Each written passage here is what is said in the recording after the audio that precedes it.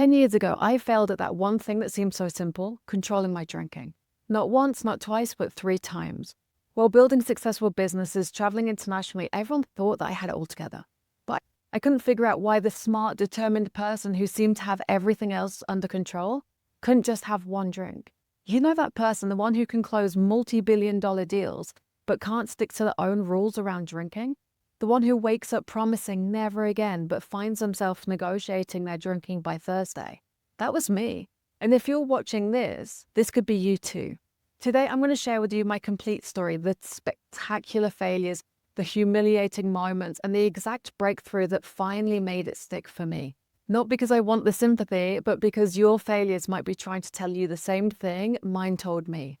And if you've ever broken the promise to yourself about your drinking, even once, then everything I'm going to share is especially for you.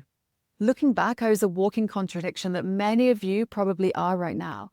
I was getting promoted every 6 months, traveling internationally for work, building an impressive resume. And you know how that feels when everything on paper looks perfect.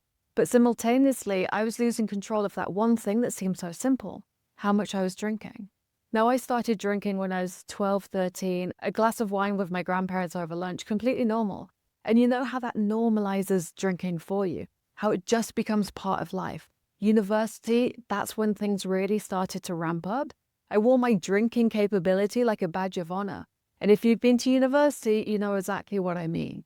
It's like a competition you didn't even realize you were in. And then came the corporate world where I was closing deals while secretly hiding how much I drank the night before. You know the feeling when you're trying to remember, did I say something stupid? Did I send a message? Did anyone notice? But everyone else seems fine, so you must be fine too. It wasn't rock bottom. It was a slow erosion that I kept explaining away. I told myself the same stories that you probably tell yourself. I work hard, I deserve this, everyone drinks in business. I'm not that bad, I'm not at rock bottom. But deep down, you know this feeling. There's that voice that gets louder and louder each time. The one that says, this isn't quite right anymore. Moving to Colombia wasn't escape from alcohol, but it was certainly about building something new. But guess what followed me? My drinking habits. Because you can't outrun yourself, can you? Then my housemate said something that changed everything for me.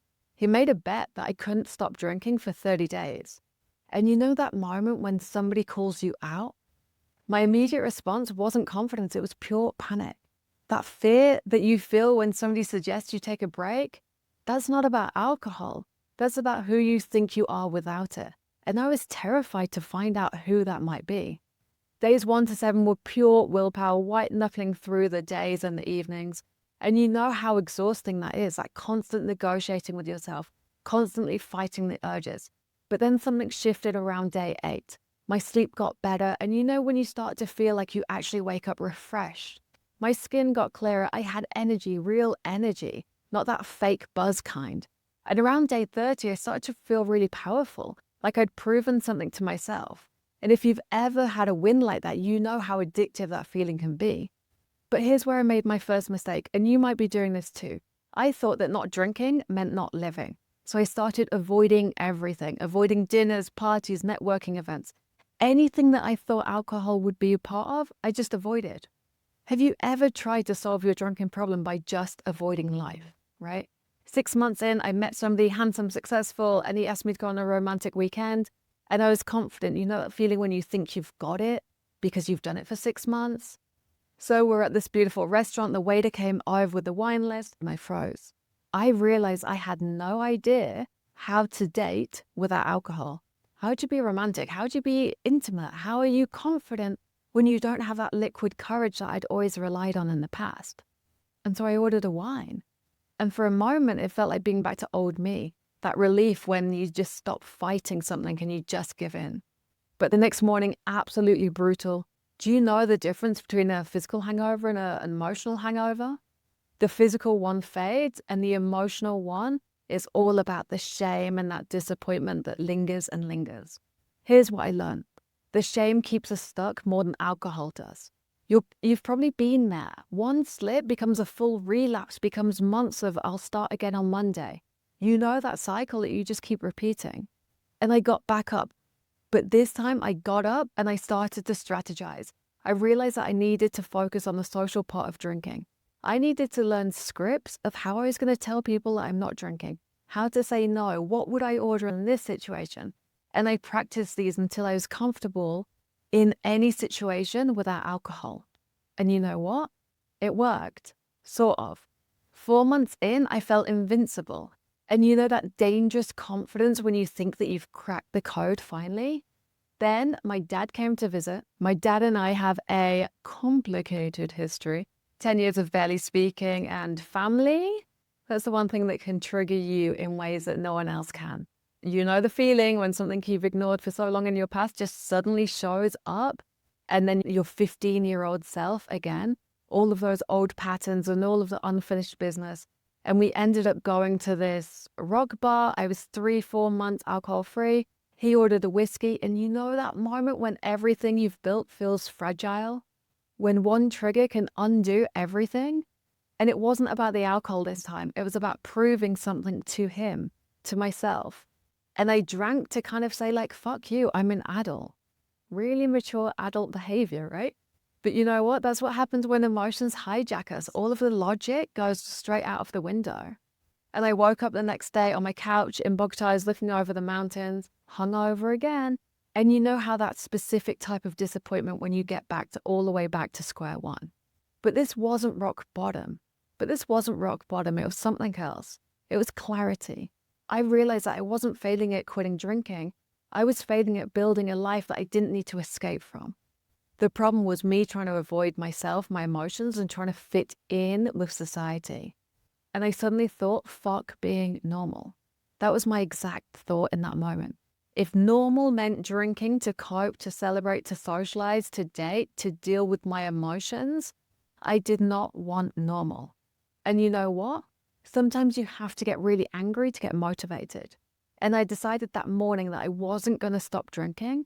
I was just going to figure out why I needed alcohol in the first place.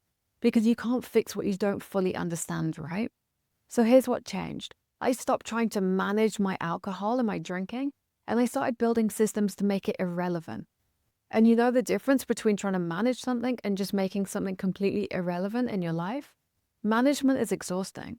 Making it irrelevant is true freedom. And these 3 discoveries changed everything. But first, your body needs to be supported through the detox properly. No shame, just science. I've been trying to quit with just pure willpower and wondering why I felt like shit. You know how silly that seems in hindsight? And then secondly, you need strategies, not just avoidance. You can't hide from life forever. And you know deep down that isolation isn't freedom. It's just another kind of prison. And third, the big one, I was using alcohol to avoid feeling things. Every strong emotion, stress, anger, sadness, even joy, I'd medicate with alcohol. You know that impulse when feelings get uncomfortable and you just want them to stop. Willpower is like a muscle. It just gets tired. But systems don't get tired. So I built an identity that drinking simply didn't fit into. Instead of I can't drink, it became I don't drink. You know how much easier it is to make decisions because they're already made? Those small daily choices compound, and you know this intellectually, but living it in a different level. Now, every alcohol-free day was an investment, not just in my health, but in my self-trust. Every time I kept a promise to myself, it got easier to believe that I could keep the next one. And fast forward 10 years, all of those alcohol-free days have compounded. I wake up at 3 a.m. now by choice because I can. I play basketball at 6 a.m. I lift heavy. I run businesses, not because I'm superhuman, but because I'm not fighting that war in my head anymore. You know, all of that mental energy that gets freed up when you stop that constant negotiation with yourself. Now, the victory isn't that I don't drink. It's that I actually like who I am when I'm fully present. You know that person that you are when in your best moments? That's who I get to be consistently now. That internal conflict you live with, that negotiation about how much is too much, that's completely gone. And you know what replaces? Peace and clarity and the ability to show up more fully in my life. Now, I'm not sharing this to inspire you, though if it does, that's great. I'm sharing this to save you time. You don't have to figure this out alone.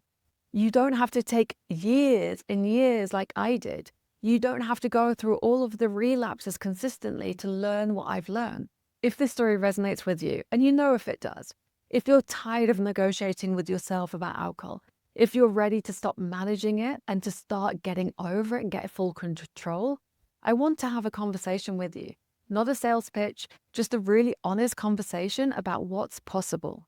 You know that voice that's been getting louder and louder? The one that's saying things need to change? That's not your weakness talking. That's your strength trying to emerge. Click the link below, tell me your story, and let's see if I can help you avoid the 3-year struggle and get full control over alcohol faster and easier than everyone else. The person you're meant to be is waiting. You know exactly who that is. The question is, how much longer will you make them wait?